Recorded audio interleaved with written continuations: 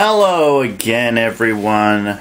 So here we go. It's go time again. That means it's Thunderbirds time again. So this episode, Crosscut. Alright, so basically this time we get Virgil and Scott's story. I assume this is what was going on during Space Race, kind of, because we don't see Alan or any of those ones this time around. So it looks like this is probably what's going to be like the series is going to be like. Okay, this time this is what's going to happen. So basically, yeah, they go into a mine. They got to rescue somebody who's trapped down a mine. Are they?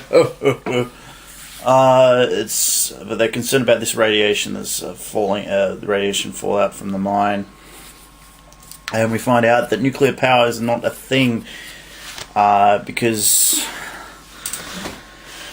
a little bit of an anti-nuclear energy type thing going on here, and that's a lot. The person that went down there was collecting uranium to sell to the Hood. Because after the world said no more nuclear energy, they essentially went broke, and yeah, so we got this little bit of an ethical dilemma. There's even a part where she's carrying this backpack full of uranium up this rope to get out with Scott, and yeah, she has to decide whether to let go of the thing or save her own life. So yeah, overall I'd give this. I think this is a little bit better than the last one. Yeah, so that we got that.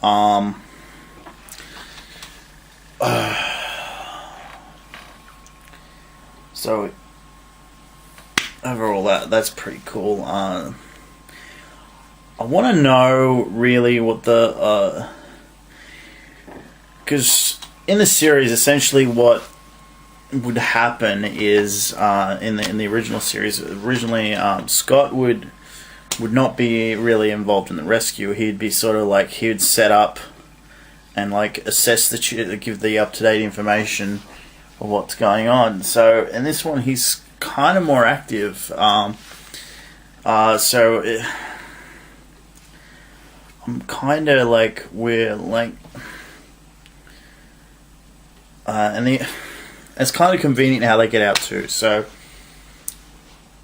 essentially, they use a back door, another way out. They go through what's called the back door. It's another entrance out through a different way. So they're going out that way, and in order to get out, Thunderbird 1 flies a tow cable out that you saw in the first one, and they're climbing up that.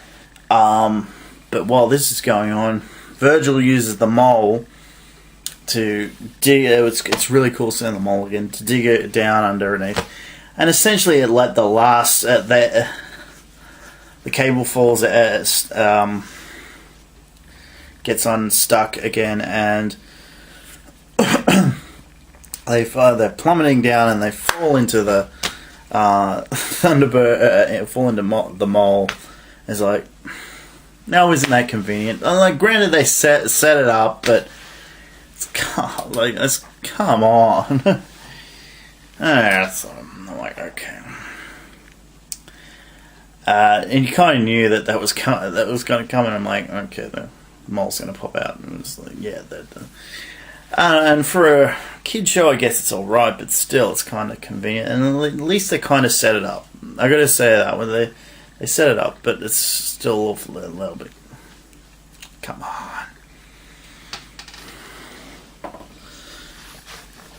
on. Anyway, sort of a way to do everything up.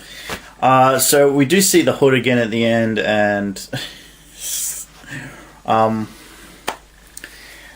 so they send off the work because they say the Bio was expecting this reaffirming uranium, and it's like, we'll take care of it. And they send off the crate of uranium back again to him, and he's like, oh yes. He opens it up, and it's like a McDonald's container that we saw earlier in the thing. It's kind of not actually McDonald's, but it looks like a quarter-pounder box in there, and he's like, yeah, he screams, ah!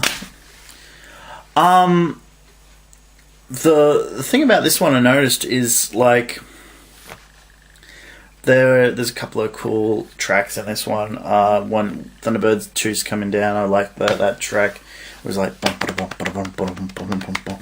and I was like, oh yes. And then they cut out that, and I'm like, no, that was cool music. Stop. No, okay. Go back to that music. Sort of thing. I love the music though in this episode.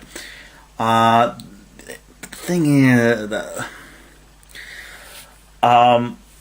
what I was going to point out is that a lot of the shots, they started to make them look like model shots from the original series. So clearly this episode was put together by someone that really enjoyed the original series, because a lot of the model work like some stuff just looked really still and it looked more like model work than computer work. So that was interesting. So they were using computers to make it look like models, and I was like, okay, that's interesting. Because like the dust would float up, and it looked more like model work than actual like real. But there was a couple of shots in the beginning that I was like, hang on, this looks like real people, not computers. So it was really interesting in that respect. So overall, out of a possible score of 5, I'd give this a 4. It's just the convenience of the mole pop at the end really kind of ticked me off. So I'll be back again next time. For those good or was it bad things, I do have a couple of new movies in line for that. So if you want to know my opinions about certain movies that that haven't been talked about here online really before, you don't hear about them talked about, give me a suggestion. If I can find it, I'll talk about it, or if I've got it, I'll talk about it.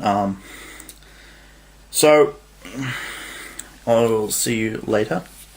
But goodbye, farewell, amen.